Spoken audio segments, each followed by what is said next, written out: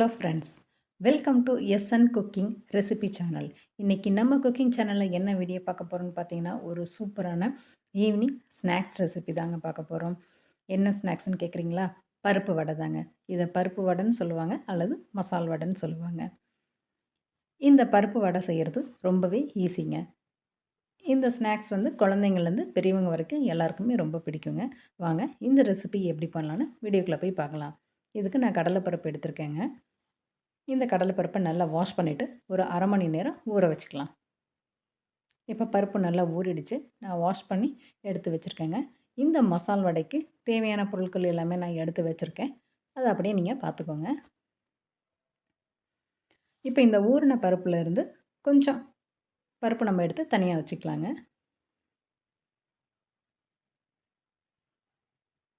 உங்களுக்கு விருப்பம்னா கொஞ்சமாக எடுத்து வச்சுக்கோங்க அல்லது வேண்டாம். ஏன் நம்ம தனியாக எடுத்து வைக்கிறோன்னு பார்த்தீங்கன்னா, நம்ம இந்த பருப்பெல்லாம் அரைச்சதுக்கப்புறமேட்டுக்கு இந்த நம்ம ஊற வச்ச பருப்பையும் அந்த வடை மாவோடு சேர்த்து பெனஞ்சு நம்ம வடை தட்டி சாப்பிட்டோம்னு வச்சுக்கோங்களேன்.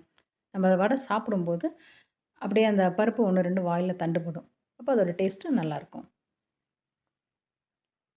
இப்போ இந்த ஊறின பருப்பை நம்ம மிக்ஸி ஜாரில் சேர்த்துக்கலாங்க.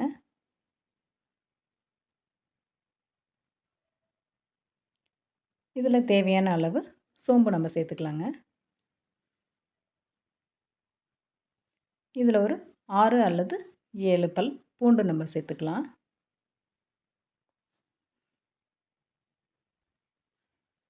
அடுத்து இந்த வடைக்கு தேவையான அளவு வரமிளகா. உங்களுடைய காரத்துக்கு தகுந்த மாரி நீங்க சேர்த்துக்கோங்க. நான் ஒரு 6 மிளகா சேர்த்துருக்கேங்க. உப்பையும் நம்ம இதிலேயே சேர்த்துக்கலாம். இப்போ இந்த பருப்பை நம்ம ஒண்ணும் பாதியா நம்ம அரைச்சிட்டு வந்துரலாங்க. பாருங்க, பருப்பு எந்த அளவுக்கு வந்து அரைச்சிட்டு வந்திருக்கேன்னு பாருங்க. ரொம்ப நம்ம நைஸா அரைக்கக்கூடாது. இந்த மாரி கொஞ்சம் கொர கொரப்பா இருக்கணும். இப்போ இத வேற ஒரு பவுலுக்கு நம்ம மாத்திக்கலாம்.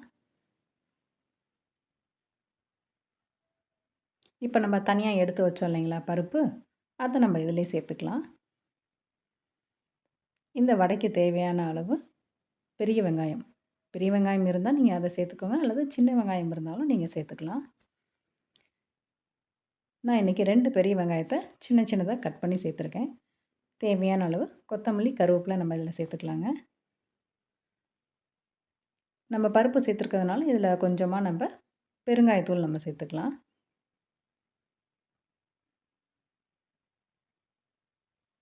இத இப்போ எல்லாத்தையும் நல்லா மிக்ஸ் பண்ணிக்கலாங்க. இந்த பருப்பு, வெங்காயம் எல்லாமே நல்லா ஒண்ணா மிக்ஸ் ஆகுற அளவுக்கு நல்லா இந்த மாரி மாவு மிக்ஸ் பண்ணிக்கோங்க. தண்ணி எதுவும் ஊத்திறாதீங்க. ஏன்னா வெங்காயத்திலேயே வந்து நமக்கு கொஞ்சம் தண்ணி இருக்கும்.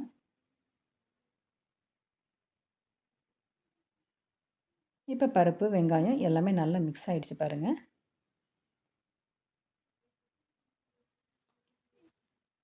இப்போ வடை தட்டுறதுக்கு நமக்கு மாவு தயாரா இருக்கு. கையில உருட்டி பார்த்தீங்க அப்படின்னா, நல்லா நமக்கு உருட்ட வரணும்.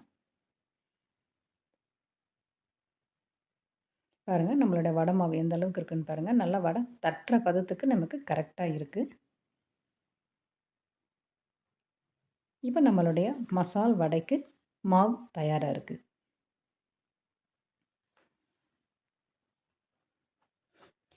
இந்த ஸ்டேஜில உங்களுக்கு உப்பு, காரம் போதுமா நீங்க செக் பண்ணிக்கோங்க.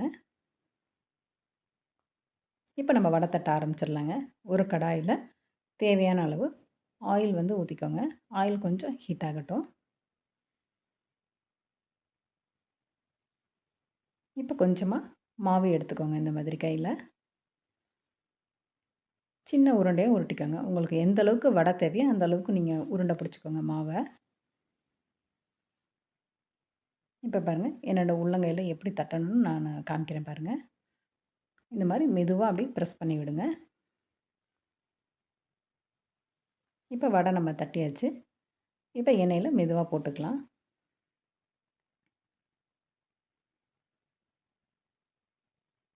வடை போடும்போது பார்த்து ஜாக்கிரதையா போடுங்க. ஆயில் வந்து கையில தெறிச்சிராம பார்த்துக்கோங்க. எண்ணெய் பார்த்தீங்கன்னா, ரொம்ப சூடாவும் இருக்கக்கூடாது. மீடியம் ஃப்ளேம்ல வச்சுக்கோங்க. இப்போ உப்பு, காரமெல்லாம் போதுமா அப்படின்னு செக் பண்ணுறதுக்காக நான் 2 வடை மட்டும் நான் போட்டிருக்கேங்க. இப்போ மெதுவாக இந்த வடையை நம்ம திருப்பிக்கலாம்.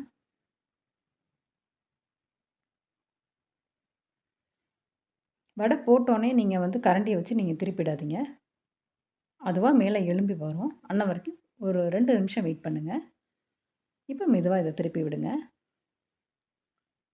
ஏன்னா உடனே நீங்கள் திருப்பி விட்டிங்கன்னா வடை அப்படியே உடஞ்சி எண்ணெயில் அப்படியே பிரிஞ்சு போயிடும். இப்போ நம்ம வடை பாருங்க கொஞ்சம் கொஞ்சமாக கலர் மாறிக்கிட்டே வருது. இது அப்பப்போ மெதுவாக நீங்கள் திருப்பி விடுங்க.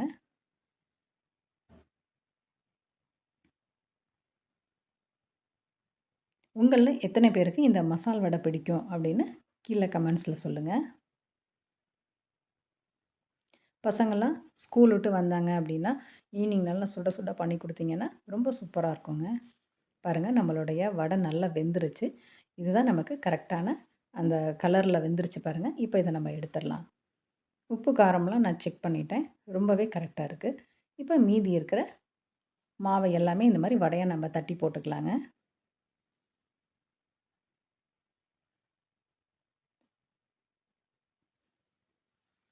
பாருங்கள் நான் வடை தட்டி போட்டோன்னே அந்த வடை வந்து அப்படியே மேலே எழும்பி வந்துருச்சு.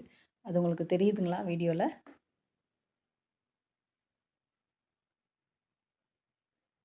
பிகினராக இருக்கிறவங்க ஒரு 2 வடையாக நீங்கள் போட்டு எடுத்துக்கோங்க.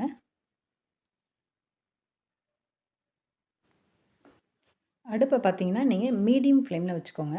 வேகமாக வச்சுட்டிங்க அப்படின்னா வடை பார்த்தீங்கன்னா சீக்கிரமாகவே செவந்துரும். உங்களுக்கு வெந்த மாதிரி வந்து இருக்கும். ஆனால் அந்த வடையை வந்து நீங்கள் எடுத்து 2ஆக உடச்சி பார்த்தீங்கன்னா உள்ளுக்குள்ளே வந்து மாவாக தான் இருக்கும். அதனால் அடுப்பை மீடியம் ஃப்ளேமில் வச்சிங்க அப்படின்னா நம்மளுடைய வடையும் நல்லா வெந்து வரும். நல்லா நமக்கு கிறிஸ்பியாகவும் இருக்கும். இதை மெதுவாக அப்படியே நீங்கள் திருப்பி விடுங்க.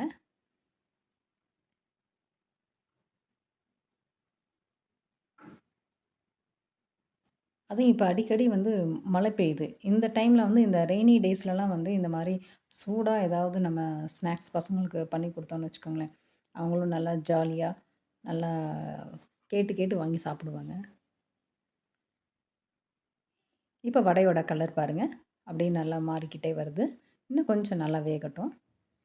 உங்களுக்கு நல்லா கிறிஸ்பியாக வேணும் அப்படின்னா இன்னொரு 2 நிமிஷம் விட்டிங்கன்னா அது நல்லா கிறிஸ்பி ஆகிடும். அப்போ நமக்கு சாப்பிடும்போது நல்ல ஒரு வடை வந்து சூப்பராக இருக்கும்.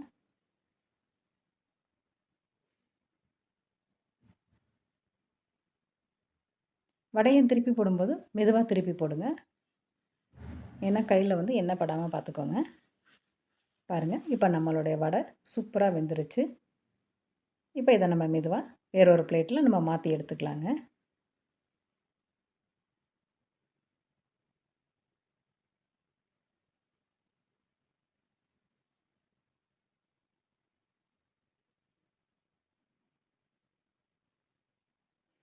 பாருங்கள் நம்மளுடைய வடையோட கலர் வந்து கரெக்டாக இருக்குது. பார்க்கவே நல்லா கிறிஸ்பியாகவும் இருக்குது பாருங்கள்.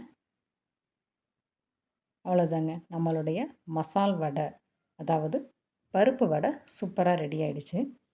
உங்களில் எத்தனை பேருக்கு இந்த வடை வந்து பிடிக்கும்னு கீழே கமெண்ட்ஸில் சொல்லுங்கள். நீங்களும் உங்கள் வீட்டில் இந்த ரெசிப்பியை ட்ரை பண்ணி பார்த்துட்டு உங்களுடைய ஃபீட்பேக்கை கீழே கமெண்ட்ஸில் சொல்லுங்கள். இந்த வீடியோ உங்களுக்கு பிடிச்சிருந்ததுன்னா லைக் பண்ணுங்கள், கமெண்ட் பண்ணுங்கள், ஷேர் பண்ணுங்கள். மறக்காமல் சப்ஸ்கிரைப் பண்ணுங்கள். பாருங்கள் வடை எந்த அளவுக்கு வெந்திருக்குன்னு நம்ம பார்க்கலாம். பாருங்கள் நான் வடையை உங்களுக்கு உடச்சி காமிக்கிறேன். கொஞ்சம் கூட மாவு இல்லை. நல்லா நம்மளுடைய வடை நல்லா வெந்து வந்திருக்கு. நல்லா கிறிஸ்பியாகவும் இருக்குது. நீங்களும் இந்த ரெசிபியை உங்கள் வீட்டில் ட்ரை பண்ணி பாருங்கள். Thank you friends.